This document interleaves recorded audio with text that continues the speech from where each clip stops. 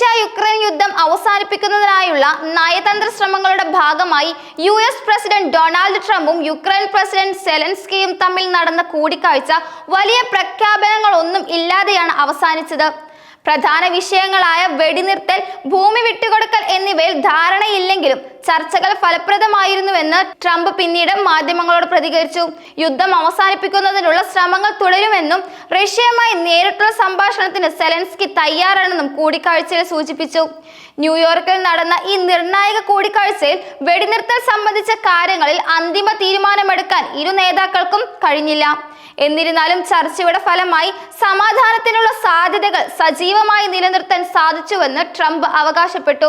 യുക്രൈന് നാറ്റോയിൽ അംഗത്വം നൽകില്ലെങ്കിലും അവർക്ക് സുരക്ഷാ ഉറപ്പുകൾ നൽകാൻ അമേരിക്ക തയ്യാറാണെന്ന് ട്രംപ് വ്യക്തമാക്കി. കൂടാതെ റഷ്യൻ പ്രസിഡന്റ് വ്ളാഡിമിർ പുടിൻ ഈ സുരക്ഷാ ഉറപ്പുകൾ സ്വീകരിക്കാൻ തയ്യാറാണെന്ന് താൻ വിശ്വസിക്കുന്നതായും ട്രംപ് അഭിപ്രായപ്പെട്ടു. ഇതിനു മുന്നോടിയായി ട്രംപിന്റെ പ്രത്യേക ദൂതൻ സ്റ്റീവ് വിറ്റ്കോഫ് നാറ്റോ ശൈലിയിലുള്ള സംരക്ഷണങ്ങൾ യുക്രൈന് നൽകുന്നതിന് പുടിൻ സമ്മതം അറിയിച്ചതായി നേരത്തെ വ്യക്തമാക്കിയിരുന്നു.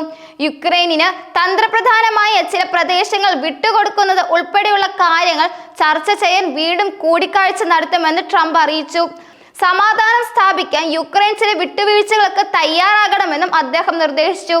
റഷ്യ, യുക്രൈൻ, യുഎസ് ത്രികക്ഷി സമ്മേളനത്തിന് സെലൻസ്കി സമ്മതം അറിയിച്ചതായും പുടിനും സെലൻസ്കിയുമായുള്ള കൂടിക്കാഴ്ചയ്ക്ക് ഒരു സ്ഥലം നിശ്ചയിക്കേണ്ടതുണ്ടെന്നും ട്രംപ് തന്റെ സോഷ്യൽ മീഡിയ പ്ലാറ്റ്ഫോമായ ട്രൂത്ത് സോഷ്യൽ കുറിച്ചു. കൂടിക്കാഴ്ച നടക്കുന്നതിനിടെ ട്രംപ് പുടിനുമായി ഫോണിൽ 40 മിനിറ്റോളം സംസാരിച്ചുവെന്ന് വൈറ്റ് ഹൗസ് അറിയിച്ചു. ഇത് വിഷയത്തിന്റെ ഗൗരവം വർദ്ധിപ്പിക്കുന്നു. എന്നാൽ ത്രികക്ഷി ചർച്ചയ്ക്ക് പുടിൻ ഇതുവരെ നിലപാട് വ്യക്തമാക്കിയിട്ടില്ല.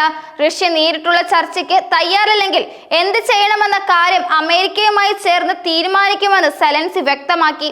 റഷ്യൻ അധിനിവേശം ആരംഭിച്ചതിനു ശേഷം യുക്രൈനിന് നൽകി വന്ന പിന്തുണയിൽ നിന്ന് അമേരിക്ക പിന്നോട്ട് പോകുമെന്ന ആശങ്കകൾക്കിടയിലാണ് ഈ കൂടിക്കാഴ്ച നടന്നത്. എന്നാൽ യുക്രൈനിൽ അമേരിക്കൻ സൈനികരെ വിന്യസിക്കില്ലെന്ന് ട്രംപ് ഉറപ്പിച്ചു പറഞ്ഞു. ഇത് അമേരിക്കൻ നയതന്ത്രത്തിന്റെ പുതിയ ദിശയിലേക്ക് വിരൽ ചൂണ്ടുന്നു. റഷ്യയുമായി നേരിട്ടുള്ള സംഘർഷം ഒഴിവാക്കി നയതന്ത്രപരമായ പരിഹാരം കണ്ടെത്താനാണ് അമേരിക്ക ശ്രമിക്കുന്നതെന്നാണ് വിലയിരുത്തൽ. ഈ ചർച്ചയിൽ French president Emmanuel Macron, Italian പ്രധാനമന്ത്രി Giorgia Meloni, German chancellor Friedrich Merz, NATO മേധാവി മാർക്ക് റുട്ടെ, യൂറോപ്യൻ കമ്മീഷൻ മേധാവി Ursula von der Leyen, British പ്രധാനമന്ത്രി കെയർ സ്റ്റാർമർ എന്നിവരും പങ്കെടുത്തു. റഷ്യയുമായുള്ള സമാധാന കരാറെ ചൊല്ലി അമേരിക്കയും യൂറോപ്പും തമ്മിലുള്ള അഭിപ്രായ വ്യത്യാസങ്ങൾ അവസാനിപ്പിക്കാനുള്ള ഒരു ശ്രമമായിട്ടാണ് ഈ കൂടിക്കാഴ്ചയെ അന്താരാഷ്ട്ര നിരീക്ഷകർ വിലയിരുത്തുന്നത്. യുക്രൈനുമായി നേരിട്ടുള്ള ചർച്ചകൾക്ക് റഷ്യ തയ്യാറാകാത്ത പക്ഷം ഉപരോധങ്ങളും നികുതി വർധനകളടക്കമുള്ള നടപടികളുമായി മുന്നോട്ടു പോകുമെന്ന് നാറ്റോ മേധാവി മാർക്ക് റുട്ടെ പറഞ്ഞു. എന്നാൽ തന്ത്രപ്രധാനമായ ചില പ്രദേശങ്ങൾ വിട്ടുകൊടുക്കുന്നത് ഉൾപ്പെടെ വലിയ ഇളവുകൾക്കായി യുക്രൈനിനെ ട്രംപ് സമ്മർദ്ദത്തിലാക്കുന്നുവെന്ന ആശങ്ക യൂറോപ്യൻ നേതാക്കൾക്കുണ്ടായിരുന്നു. ഇത് അമേരിക്കയും യൂറോപ്യൻ രാജ്യങ്ങളും തമ്മിലുള്ള നയതന്ത്രപരമായ പിരിമുറുക്കത്തിന് കാരണമായിട്ടുണ്ട്. സമാധാന ശ്രമങ്ങൾക്കുള്ള ട്രംപിന്റെ നടപടികൾക്ക് സെലൻസ്കി നന്ദി അറിയിച്ചെങ്കിലും റഷ്യയുടെ നിലപാടാണ് ഇനി നിർണായകമാകുന്നത്. ത്രികക്ഷി ചർച്ചയ്ക്കുള്ള പുടിന്റെ പ്രതികരണം ലോക രാഷ്ട്രീയത്തിൽ വലിയ സ്വാധീനം ചെലുത്തും.